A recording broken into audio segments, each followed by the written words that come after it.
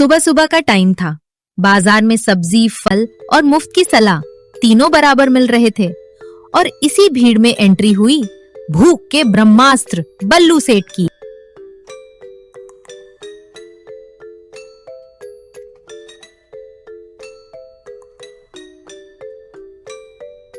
अरे रामू, आज मूली कितने की दे रहा है?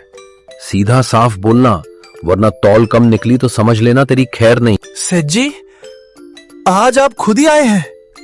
आमतौर पर तो भाभी जी या फिर नौकर आते हैं। एजे मन किया कि खुद ही बाजार की शान बढ़ाओ। अभी इधर उधर की बातें छोड़, मूली का भाव बता। 20 रुपए किलो है सेठ जी। 20 रुपए? मूली है या शेयर मार्केट? चल पहले टेस्ट करते हैं।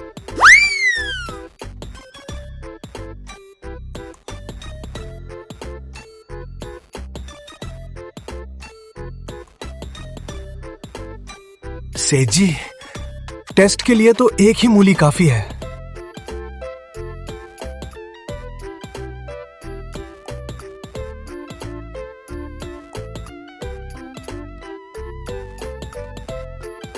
सेठ जी, पैसे तो देते जाइए। अबे रामू, चखने का कोई पैसा देता है क्या? कल पक्का खरीदूंगा, तू चिंता मत कर। बल्लू सेठ निकल जाता है। हे भगवान, आज फिर उधार में गया। मैं तो लूट ही गया। बाजार की पहली गली से निकलते ही बल्लू सेठ दूसरी गली में घुस गया, जहां मोहन फल वाला पहले से चौकन्ना खड़ा था।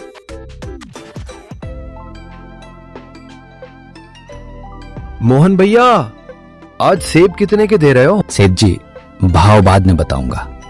पहले ये बताइए, आप टेस्ट करने आए हो या सच में खरीदने? अरे भाई, थोड़ा सा चखेंगे बस, मुंह का स्वाद बदलने के लिए।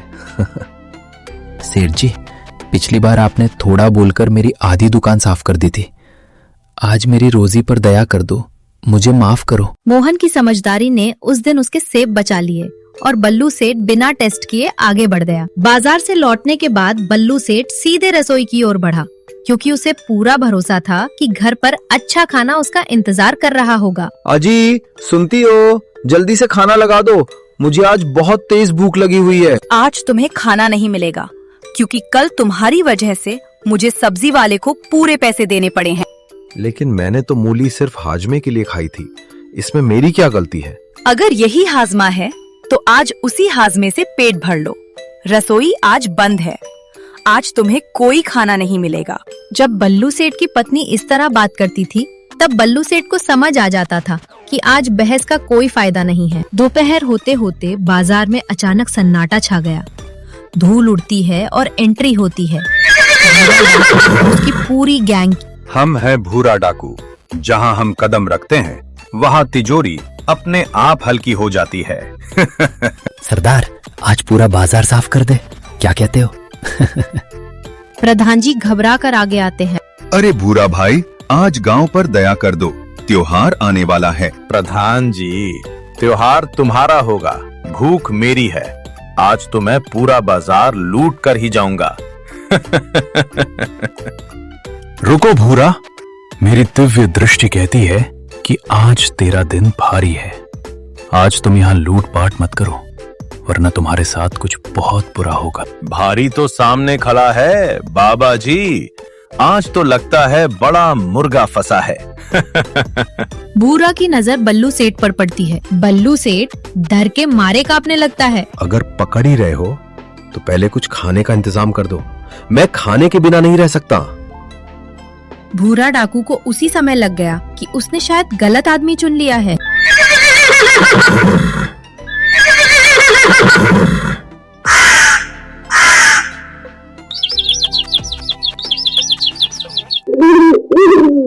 छोटू परेशान हालत में भूरा डाकू के पास आता है। सरदार, लगता है हम गलत आदमी को उठा ले आए। जब से आया है खाए ही जा रहा है, अभी भी और खाना मांग रहा है। कोई बात नहीं, छोटू इसकी फिरौती में पूरा पैसा वसूल करेंगे इसके घर वालों से। और इतनी भूख है, इसको तो इस खेत के पपीते खाने को दे दे इसको। बल्लू सेठ पपीते खाना शुरू करता है। सरदार, ये आदमी तो खतरनाक लग रहा है। हाँ, ये डर नहीं रहा, बस खाता जा रहा है। अब तो मुझे भी ये आदमी से डर लगने लगा है। डाकू भाई, मैं सिर्फ 2-4 ही खाऊंगा, ज्यादा नहीं। लेकिन बल्लू सेठ के लिए 2-4 का मतलब हमेशा पूरा खेत होता था। थोड़ी ही देर में बल्लू पूरे खेत के फल निपटा देता है। सरदार, खेत में अब एक भी पपीता नहीं बचा। क्या मतलब एक भी पपीता नहीं बचा? ये आदमी नहीं, चलता फिरता अकाल है।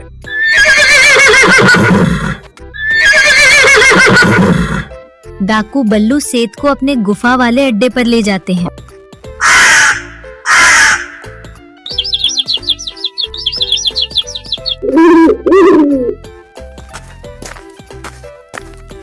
सरदार, हमारा रसोइया गायब है। अब यार, ये बहुत बड़ी आफत है, क्योंकि मुझे भूख बिल्कुल बर्दाश्त नहीं होती। अगर आप चाहें तो मैं खाना बना देता हूँ। मुझे खाना बनाना और खाना दोनों बहुत पसंद है। भूख के सामने भूरा डाकू की अकड़ भी ढीली पड़ गई। बल्लू सेठ खाना बनाना शुरू करता है। खुशबू तो कमाल की आ रही है, थोड़ा चख लेने में क्या ही जाता है। देखते ही देखते पूरा खाना गायब हो जाता है। मैंने खाना बनाने को कहा था, खाने को नहीं। माफ कर दो सरदार, भूख के आगे मैं भी मजबूर हूँ।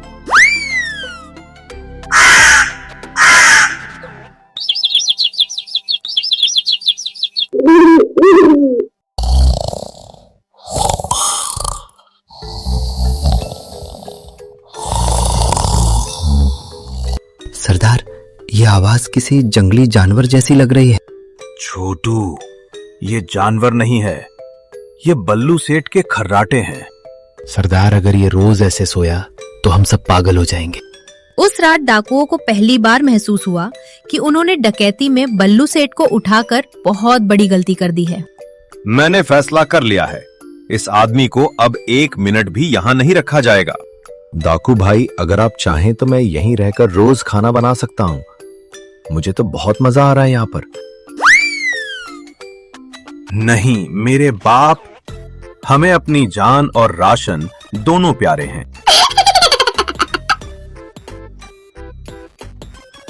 डाकू बुरी तरह परेशान होकर बल्लू सेठ को वापस उसके घर छोड़ जाते हैं।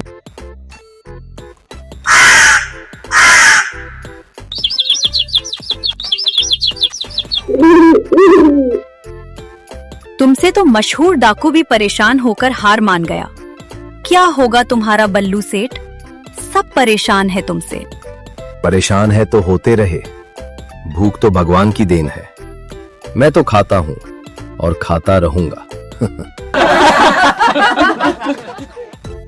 वीडियो पसंद आए तो लाइक जरूर करना और ऐसे ही कार्टून्स के लिए सब्सक्राइब करना मत भूलना।